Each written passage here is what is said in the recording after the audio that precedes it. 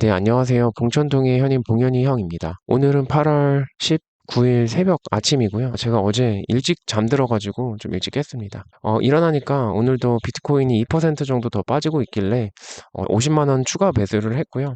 출근하고 아침에 이것저것 바쁜 일이 끝나고 저녁에 알아보니까 비트코인이 이렇게 거의 10% 갑자기 급락을 했잖아요. 그래서 비트코인이 거의 뭐 3,900만 원 정도에서 갑자기 3,500만 원까지 원화 기준으로는 한 8% 정도 급락을 했고, 이제 달러 기준으로는 대략 10% 정도 급락을 했고, 바로 반등하진 못하고, 계속 하락하는 추세인 것 같습니다. 그 기사를 저도 좀 서칭을 해보니까, 여러 가지 이야기가 있는데요. 먼저 뭐, 일론 머스크의 스페이스 X에서 원래 보유하고 있었던 코인이 373 밀리언 달러 정도 되는 이제 비트코인을 보유하고 있었는데 이게 지금 뭐 다 매각이 됐다 뭐 이런 기사가 뜨더라고요. 근데 보니까 매각 시점이 뭐 정확하게 알려진 건 아니에요. 정확히 언제 뭐 이번에 한 번에 다 팔아가지고 급락을 한 건지 또는 지난 2년간에 걸쳐서 천천히 판 건지는 아직 뭐 정확하게는 알 수 없고요. 뭐 또 다른 음모론으로는 그 테슬라의 3대 주주이기도 한 블랙락에서 현물 ETF를 출시하기 전에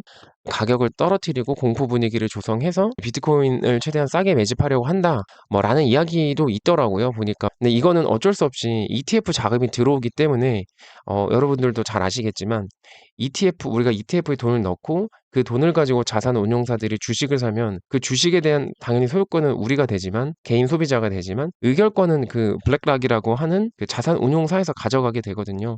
그래서 그 말 자체가 뭐 아예 신빙성이 없는 말은 아닌데 뭐 사실은 이미 누구나 다 알고 있었던 거고, 그럼 반대로 어떤 특정 상장 회사에 지분을 많이 가지고 있는 자산 운용사 블랙락이 비트코인을 사게 할 수도 있는 거거든요. 음모론으로 따지면. 그래서 저는 그 부분은 사실 그렇게 뭐 신빙성이 있는 것 같지는 않아요. 개인적인 생각으로. 보시면 어제 급락이 발생했던 8월 18일 요 시점에 미국에서 가장 큰 암호화폐 거래소인 코인베이스에서 비트코인 프리미엄이 얼마나 있는지, 우리로 치면 김치 프리미엄 같은 건데 그게 어제 폭락 시점에 급등을 하긴 했어요. 급등을 한 거 보면 그때 뭐 미국에서 코인베이스 계좌로 뭐 매수를 많이 했다, 매수세가 많이 몰렸다라고 볼 수 있는데, 뭐 평소보다 이게 유의미하게 커진 부분이라서 뭐 의심을 할 수는 있지만 뭐 이건 다 사후 해석이고 뭐 정확하게 사실을 알 수 있는 방법은 없죠. 세력만이 뭐 정확하게 알 수 있는 거고, 이거 말고도 또 헝다그룹 이슈가 있었는데 중국의 굉장히 큰 부동산 기업 중에 하나였던 이 헝다그룹이 2년 전에 이미 디폴트를 선언했었고 챕터 15라고 해가지고 미국에 파산보호 신청을 한 건데, 뭐 이걸로 인해서 금융 불안감이 확산이 될 것 같으니까 사람들이 조금 위험 자산이라고 여기는 뭐 주식과 비트코인에서 돈을 많이 뺐다 이런 얘기도 있는데, 이 헝다그룹 이슈는 이미 2년 정도 됐었거든요. 여기 주식 거래 정지된 지 2년도 넘었었고 파산 보호 신청할 거는 뭐 당연히 예상돼 있었었거든요. 시점이 문제지 언제 이제 신청하냐 이 차이였었지. 그래서 사실 이게 이것 때문에 또 갑자기 빠졌다라고 말하는 것도, 물론 이 파산 신청하고 또 연쇄적으로 중국의 부동산 경기도 안 좋아지고 하니까 다른 업체들도 연쇄적으로 도산하고 그러면 그 건설업체에 돈을 빌려준 은행들도 위험하고 돈을 빌려준 투자자들도 위험하고 뭐 그런 우려가 좀 있어가지고 아마 좀 시장이 위축된 거 같기도 한데요. 제가 드리고 싶은 말씀은 사실은 어떤 가격이 하락한 원인, 급등한 원인은 뭐 명확하게 사실은 알 수 없고 그 시점이 지나고 난 다음에 추정을 할 뿐인 거고, 어, 언제나 확실하게 적용되는 논리는 그 시점에 사람들이 많이 팔았고 이 시점에 사람들이 많이 샀고, 장기적으로 이 비트코인이라는 자산에 대해서 이해하고 공급량이 정해져 있고 그리고 앞으로 이 자산의 수요가 전 세계적으로 늘어날 거다 라고 판단을 하신 분이라면 이렇게 좀 급락을 했을 때 모아가는 게, 투자 측면에서 이게 그래프를 다 떠나서 실제로 내가 이걸 싸게 사는 게 중요한 거잖아요. 근데 미래는 알 수 없고 가격을 맞추는 건 신도 못하는 영역이라고 저는 생각하기 때문에 조금 이제 비트코인에 대해서 막 공부를 시작하시고 투자를 시작하신 분들 입장에서는 이렇게 떨어질 때 오히려 매수하고 싶은 마음이 줄어들어요. 하지만 대부분의 대중들, 다수랑 반대로 행동을 해야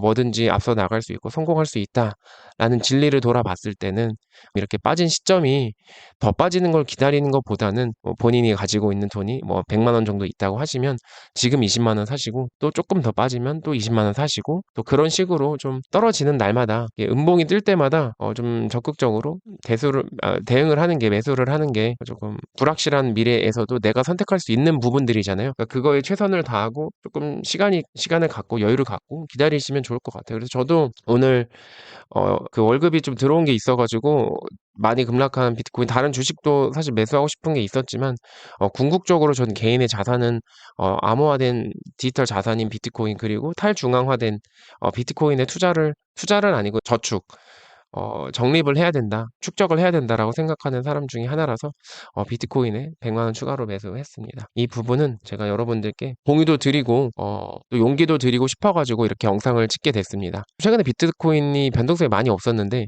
이 정도 변동성은 사실은 그렇게 이렇게 큰 편이 아니거든요. 왜냐면 우리가 갖고 있는 부동산이나 주식은 여기에 들어와 있는 시장 자체도 오래됐고 플레이어 자체가 뭐 기업, 개인, 뭐 국가까지 해서 많은 시장 참여자가 있기 때문에 변동성이 낮은데 요 비트코인이라는 자산은 물론 15년 가까이 됐지만 개인이나 특정 고래가 주도하는 시장이기 때문에 변동성이 기존의 전통적인 자산보다는 더 클 수밖에 없다라는 점은 조금 이해를 하셔야 될 것 같고 이 자산의 특성이다 이해를 하셔야 될 것 같고 대신에 그 많은 플레이어들이 아직 들어오지 않은 만큼 추후에 상승 여력도 여전히 많고 훨씬 많다.